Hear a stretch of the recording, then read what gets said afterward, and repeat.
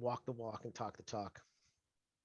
Sorry, I didn't mean for the spooky over voice. Just No, making it's sure great. we get it. And Who doesn't love spooky over voices? I know I do. Some people pay extra for Oh, for sure. that. So, I mean, I can just jump right in. I've got somebody on the other side who's going to be editing and chopping. Okay, awesome. I don't know if you're an editor or a chopper. I do a little bit. I'm not all that good at it, but I don't think you really can really be in YouTube without having to do some video editing. Right. Yeah. So just a smidge. But how does it starting to feel when people are like referring to you as a YouTuber or as a core member of the cybersecurity community? It's very weird. Like going to conferences, back when we used to do that, right? It's kind of surreal to have someone notice and be like, "Oh, bro, that's John Hammond," and it feels I don't know. I feel it's weird and cringy. Like, hey, I'm just a guy. It's great to meet you. Thanks so much for saying hello. But it's also funny when you're waiting in line for something, and then you just see people off the shoulder, and they're like close and talking with their friends, like, "Whoa, look, there he is." Turn your phone off. Don't let him. I get people that because I'm still doing the small business thing, ramping up, and I go to these marketing events, I go to these networking events, and then like a week later they'll be like, "Were you on my computer last week?" I'll be like, "What? No, I wouldn't do that. One, I wouldn't do that for free, and two, that's illegal without your permission. So no, that's why. Was there somebody on your computer? Like it elicits a conversation at least. Yeah. About services. We just had a customer sign up because while we were in conversations about how the fact that they're really vulnerable and they're really having a lot of issues and they're like a sitting duck as a target, they got ransomware. Oh, geez. Twice. Oh my goodness. 2 different offices. Just one was the depots, and the other was we don't know. We found some toolkits thanks to Huntress, and it was just crazy times. And we were able to showcase it like, hey, look, this is a 21 out of 71 on virus total, but Huntress found it and it's gone now, and hopefully you're safe. Cool, that's good. So I always love having the virus total comparison when it's like, oh, 2 out of 70 things found this, but Huntress caught it. It's like 1 or 0. It's like, sweet. I'm glad we're doing it right here. Are you guys doing more like, are you using MITRE attack chain examples to like really kind of like drill into the behavior analysis? Not a ton officially. Like it's not baked into kind of the product or the report. If I give any webinars or presentations, or if I'm writing any blogs, I might try to like wedge it in, like, oh, this is persistence, or oh, we saw them use whatever credentials that were harvested somehow, some way, and I'll try and link to MITRE occasionally, but it's not formalized in there yet. Okay. Yeah, it's a great product, and we installed it on somebody's machine. I get people because I let people approach me at $150 an hour. And which, because normally most people of your level wouldn't entertain that, right? Some guy comes to you and he's like, hey, I think somebody's hacking all my computers. And it's like, probably not. But sure, why not? And I threw Huntress on all his stuff, and it found something. I'm like, did you install this? Did you this ghost keep thing? Ooh. Like 0 out of 71 virus totals? He's like, oh no, I installed that. Okay, cool. Like you installed that, we're all fine. Like keylog protection, I understand, but weird stuff happens, especially in this industry. Yeah. All right, so you want me to just kick it in? And yeah, should we get into I guess recording presentation mode? However you feeling? Sure. Okay.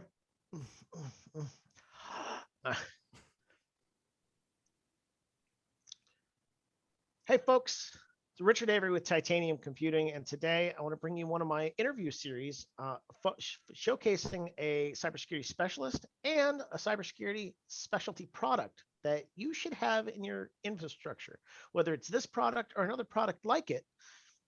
Full disclosure, this is a product that Titanium uses. So I'm introducing John Hammond. You can reach him at John Hammond 010 on YouTube. He is a former DoD cybersecurity content creator for the DoD. He's a former red teamer for the DoD. He's featured with Try Hack Me and Hack the Box, and he is one of the leading up and coming YouTube cybersecurity researchers that I personally follow. And if you have an IT team internally, you should be following him too.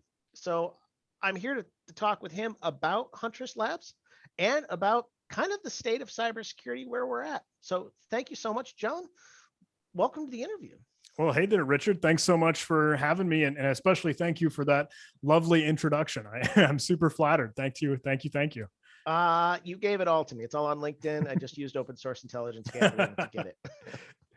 Nice. So you have a giant number of certifications that people in the IT world typically don't even realize exist. Most IT people are like, oh man, did you get your Security Plus yet? And you've got, but by the time they've got their Security Plus, they might hear about the offensive security certifications that real penetration testers use. And in some places, that's like the bar to even get hired. What do you think the separation between IT and cybersecurity is right now? And where do you think it's going? Right? Ooh. So many it's this weird landscape where everybody who doesn't know anything thinks that their IT person is a cybersecurity person. And you and I know that's not the case. That's a really good question for one thing.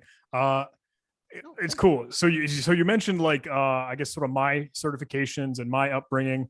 You're right. In that short little bio, and again, thank you for that. When I got started with the Department of Defense, first I worked with their cyber training academy. So I would teach and instruct kind of military members and other personnel in cybersecurity and computers and tech and all of it.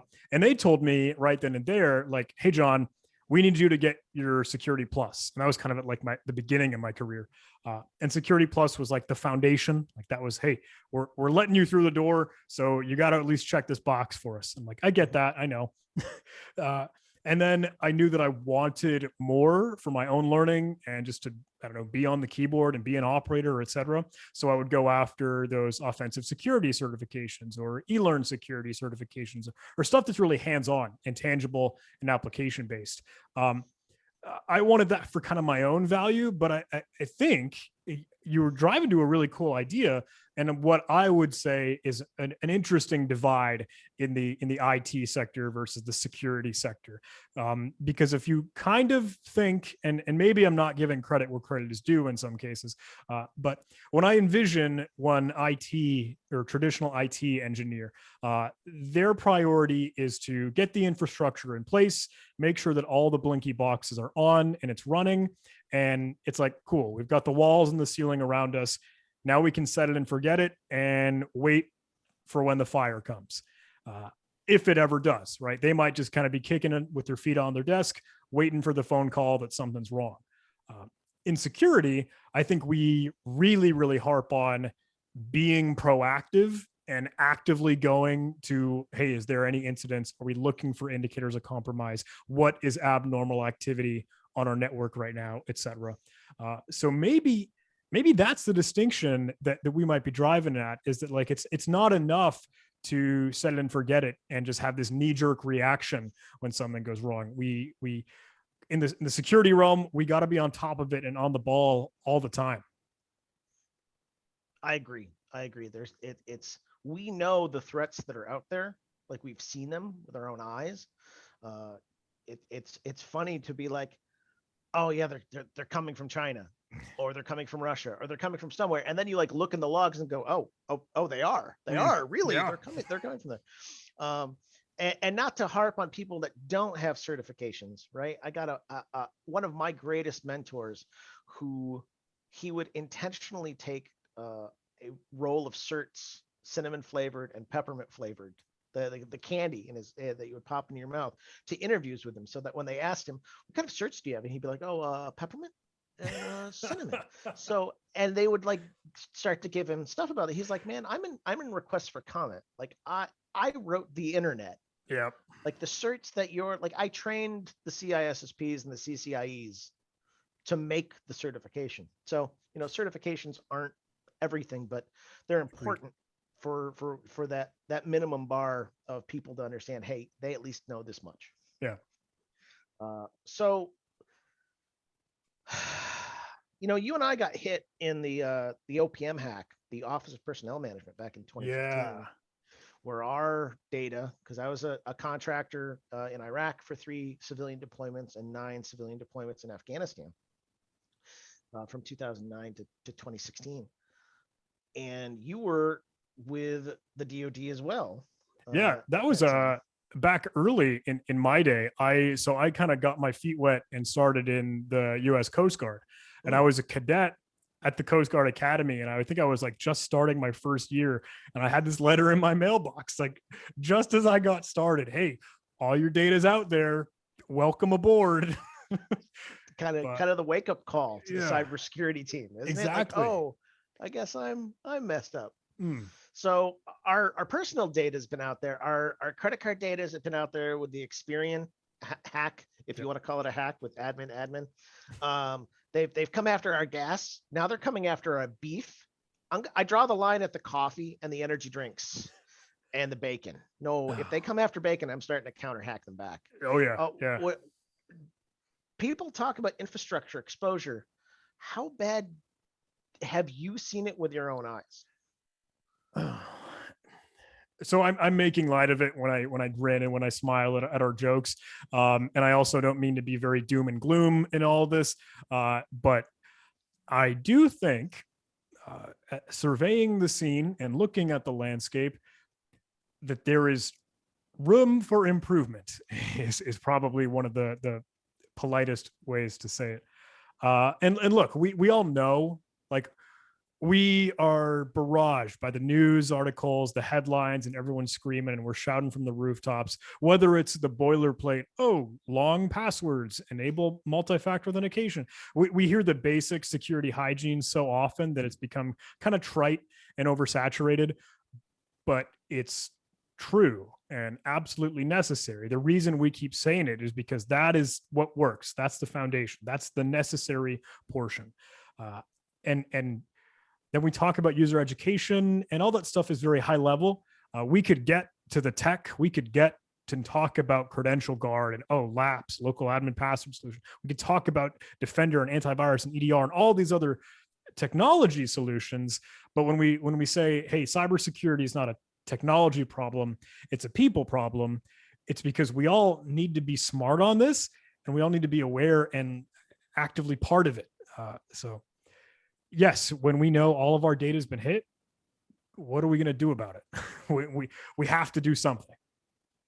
Not have our password be SolarWinds123. Oof. Yep. It cuts close. Yeah. It's pretty bad. When the people that are supposed to be defending us don't have their, I think it was explained to me, the cobbler's shoes fallacy, where the cobbler's kids have no shoes.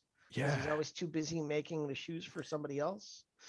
And maybe that's what's happening, that some cybersecurity professionals aren't keeping good cyber hygiene at home because they're too busy trying to secure other people. Maybe that's a valid point. So I work at Huntress, right? Managed threat detection, software as a service, and we want to eat our own dog food. We need to make sure that we're really not just talking the talk, but we're walking the walk too. So we're enabling multi-factor on everything, even the dashboard, the portal itself. But that's always a fear, we want to make sure that we're the cream of the crop and prime in that, because I think the onus is on the vendors. The responsibility is on the people that can say, we want to make you secure. And we really are going to make sure you're secure, we're secure, everyone is secure. Yeah, I've used Huntress. We use Huntress Labs inside Titanium, and we've installed it. We're almost installing it everywhere by default at this point. And we've had it find things that have the machine's got 2 different antiviruses on it. Nope, they don't care. Huntress cares though. So that kind of extra layer of protection is one of the things that we I want to sleep well at night as a business owner, walking up and saying, hey, here's the dog food using your own verbiage. Here's the dog food I recommend you eat. I should be eating it too. And it's a great product. On that subject, is antivirus and firewall good enough? Apparently, we already answered the question: is antivirus good enough? I spent $10,000 on this firewall, John, and they said it's got all the bells and whistles. It's like a super ultra FortiGate, Palo Alto, Cisco, Meraki open thing, right? It says Reebok on the side. What is that enough? So I don't mean to be a broken record, but what we always say, what we are singing the praises of, is that automated security on its own, automation alone is not enough. So if you have that set it and forget it firewall, if you've got your antivirus, that's awesome. Absolutely, 1,000%, you need it. But what about, we talk a lot about false positives, right? We talk about whining and groaning when we've got all these alarm bells going off, and it really wasn't anything. There was no evil there. The incident was just a dud. It was a false positive. What's more dangerous and what's more sinister than that are the false negatives. When there really is evil, there is malware, there are hackers in your network, and you don't know about it because your antivirus was taking a nap. It was snoozing, and here's ransomware. So our belief, right, is that automation is divine. Yes, absolutely. But manual analysis, active hunting with real people, like looking at it with your own eyeballs, manual analysis is an absolute must. So we have the threat ops department at Huntress that is actively looking for persistent footholds. We're tracking things with ransomware canaries, making sure you don't have open ports and services that shouldn't be out on the internet with external reconnaissance. Managed antivirus. Now we actually have a prevention arm to the defensive work or detection work we were already doing. But I have to say, to your original question, why isn't my firewall enough? Look, it's defense in depth. We've got to have layers of security. There's a security stack with many compartments, many components, harkening back to kind of our military baseline. I refer to a submarine in the Navy, right? You've got these watertight bulkheads. So if one compartment floods, it doesn't sink the whole ship because it can't break into those other compartments. The watertight bulkheads, they're protecting it, and you're not going to flood the whole thing. You can contain the damage. Thank you. That's a great way to put it. Containing the damage that something can do that goes crazy. Now, we've got a great product like Huntress Labs, and you kind of answered one of my next questions, which was, what does it do, and what are the things what do the team members at Huntress provide?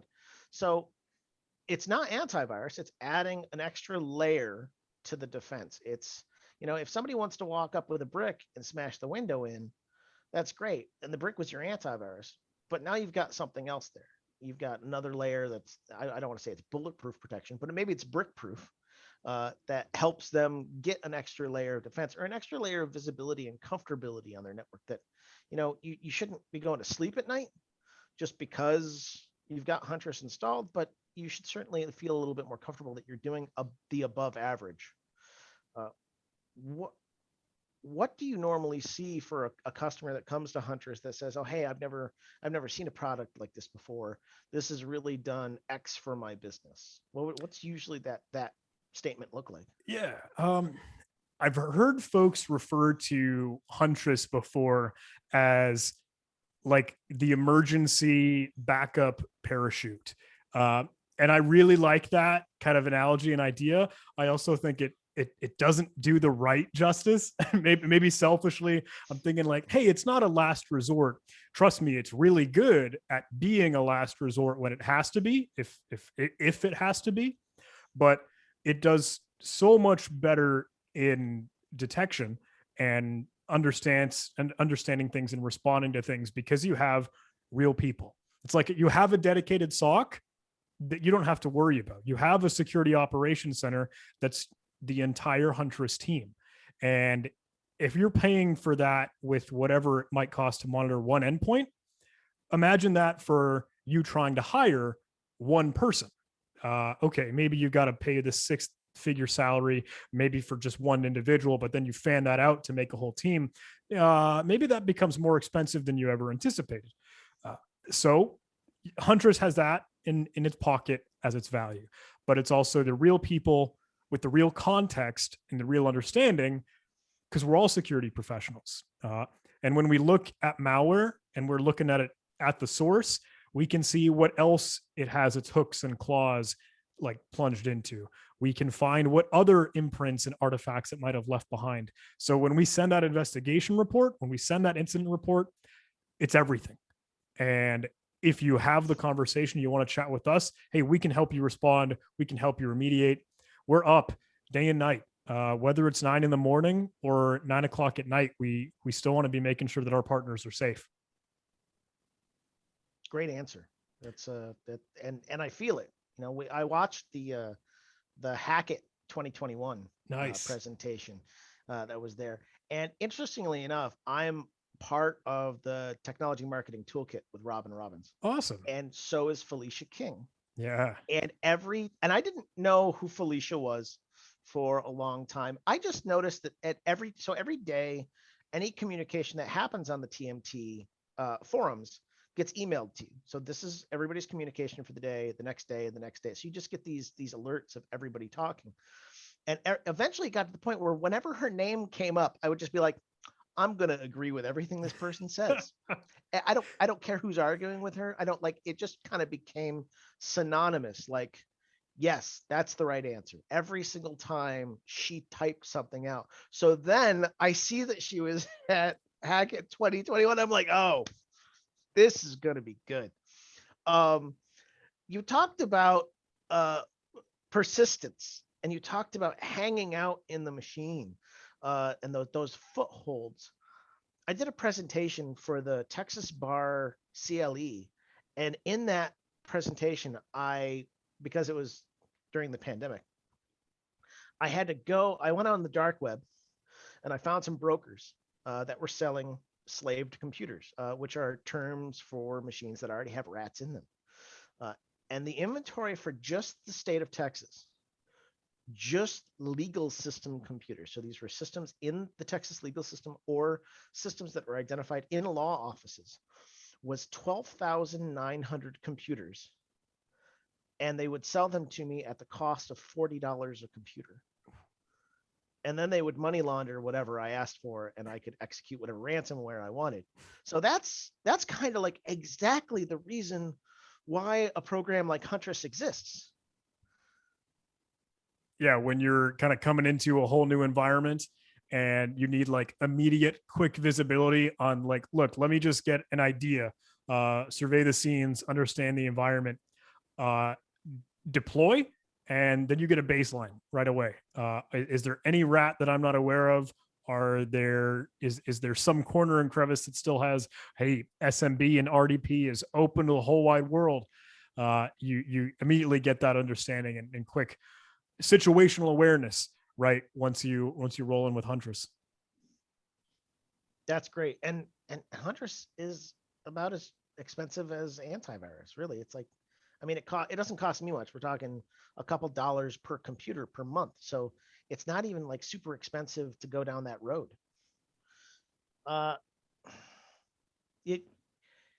You're doing such a great job answering some of these questions preemptively. Sorry. It's fantastic. It talks about the knowledge and the cumulative education that you've built over the years. So you mentioned user training. You know, we got to train the end users. It's critical. This is a people challenge. But if you were going to target low-hanging fruit, if you were going to say, hey, I gotta do something here. I gotta either improve X or add Y or do Z. What would you bring to the mix? And I know security isn't a checklist. You don't just, all right, got the firewall and the antivirus. Like that's not, it's, even though, you know, NIST literally says it's a checklist, right? What would you add? What would you say as a professional of your knowledge? We have to have this to start. So, okay. I can weave this, I think, in a good way, because you mentioned Hackett. Hackett was one event that we put on, kind of a Huntress event where we brought in MSP, managed service provider, community members, or the small to medium business, friends, and the family, right? The community. We're all playing in concert to make security better. But what Huntress kind of wants to bring to the table, and what we tout as our mantra, as hey, our offense can be your defense, because our founders were ex-military, ex-NSA, intelligence community, cyber operators. I myself come from the Defense Threat Reduction Agency. All of us have been more of the adversarial mindset. And like when we do capture the flag, when we kind of train, we have more of a red team orientation, because that's the cool stuff, right? When you go on and hack something. But because you know how that enemy works, because you've acted as the adversary before, when we're at Hackett, when we're doing this live presentation, we're showcasing just how easy it is to bypass those automated antivirus solutions, or having these tabletop exercises that bring you down the road of, hey, what happens when ransomware is really hit, or what goes wrong, and how can you respond to it, et cetera, et cetera. So we want to pose those questions. And when you ask me, what do I think is missing, or what would we absolutely need for this sort of thing for security? I would go out to venture that every organization should have their own internal red team, or their own hackers that are going to do their penetration testing. They're going to try and break and do the quality assurance on your own product, your own services, your own procedures and pipelines for what you do in your business, and find the gaps as the good guys before the bad guys do. So when we say our offense can be your defense, truthfully, we're not going to be the ones going to break things, but we know how the bad guys work. And sometimes we'll use, hey, maybe those shady tricks that hackers use, but for a better cause, to hinder and disrupt the bad guys. We wrote some really cool article that hopefully will be live on our blog soon about vaccine, or some ransomware vaccine that we saw in the industry out in the wild. And I'll include a link to that. But I love that idea of, hey, our offense can be your defense, because you just have to know how the enemy works. You need that internal red team. You need those penetration testers to break stuff, so you know how to fix it, so it'll never break again. That's where it's at. Do you think that that's one of the reasons why this keeps happening? That people think of the mindset that it can't happen to me, or yes, I don't need to look at this stuff? Yeah, 1,000%. I say a lot when I kind of talk to reporters, or when we respond to anything in the news, it's like, it's not a matter of if, it's a matter of when. No one is immune. You can't have the mindset, oh, the hackers and the bad guys, they're not going to target me. I'm a small mom and pop shop. Whatever, it doesn't matter. No one is immune. We're all vulnerable to this. And we have to get out of the hopes and prayers, like, the hopes and well wishes, the get well soon cards you send. We can't think, oh, I'm fine from ransomware because I have backups. No. That's the wrong model. You need to make sure that this is a proactive thing, and it's key to stop it before you ever get to the point of relying on your backups. I can't agree with that more. Yeah. I hear that the cybersecurity solution is having good backups, and I'm like, no, you can't. You can't let them get in the first place, right? It's just it's so backwards, but that's the product to sell. You're trying to make somebody feel at ease. Well, the hackers come in and they're like, hey, it's cool that you got backups, great. You don't need a decryption key, but now you got to pay me not to dump it all. Yep. I exfiltrated all your data. It's on this link in the dark web. I just need to turn this website live, and I sell it all. And then you might lose your business because of an audit. It doesn't matter about your backups. Suddenly HIPAA, FINRA, SOC, whatever it is, and they bring in the PCI. They call their friends, and they call their friends, and suddenly you've got 5 audits, and it's game over. Whoops. If only we had invested in this, or done the appropriate actions beforehand, right? Hindsight is 2020. Yeah, it's pretty bad. It's pretty bad out there. I got one final question for you. It's kind of a lighter question, but could get serious fast. So I don't know what you're going to answer. You are now officially the cybersecurity czar of the United States. A real cybersecurity professional is put in a genuine role instead of like, the minister in Japan who had admitted he never used a computer. Or Giuliani is the guy who's in charge of the United States cybersecurity. You get put in charge of infrastructure and cybersecurity for all of America. What do you do first? This is such an awesome mental game. So I will say that I did not have an answer to this probably until a few weeks ago, or until if anyone were to ask me this question, I just wouldn't know. I wouldn't be able to have a guarantee or a certain answer, or I would think, what will I do to change the world as this person of power or whatever in cybersecurity? Now, seeing what I'm seeing, reading the news, understanding what's going on in the landscape, I think I have an idea. And I have to say, this is John talking. This is just me. This is my own personal opinion. I'm not wearing my Huntress face mask right now. But if it were me, if I could decree what I could do to change things, to maybe shift up and maybe better secure the security landscape, my hot take, we got to get rid of cryptocurrency. We have to abolish Bitcoin, Ethereum, or whatever. We have to make it legal. We have to regulate it. We have to add some oversight and authority. I don't know exactly what it looks like, but I think, in my opinion, again, just John here, the singular enabling factor for ransomware, one of the most extreme cybercrime incidents that exists right now, is because of cryptocurrency, where you have a single technology that will enable a bad guy, a hacker, the adversary, to hold something over your head, a ransom, to threaten you, that this cryptocurrency, this money, enables them because there is no tie to their identity. There is no oversight or regulation. There's completely anonymous. It's without borders. It's digital. It is the perfect. So it makes for the perfect crime. And I think if we ever wanted a chance to stop ransomware, maybe we should do something different about that technology. That's my opinion, my thought. I don't know. What say you? I guess. That's an amazing answer. I never thought about it from that standpoint. I think that the answer there, if we abolished all cryptocurrency, I think it would just be, we have hacked your computer. We've encrypted all your email. Please send or scratch off $35,500 iTunes gift cards.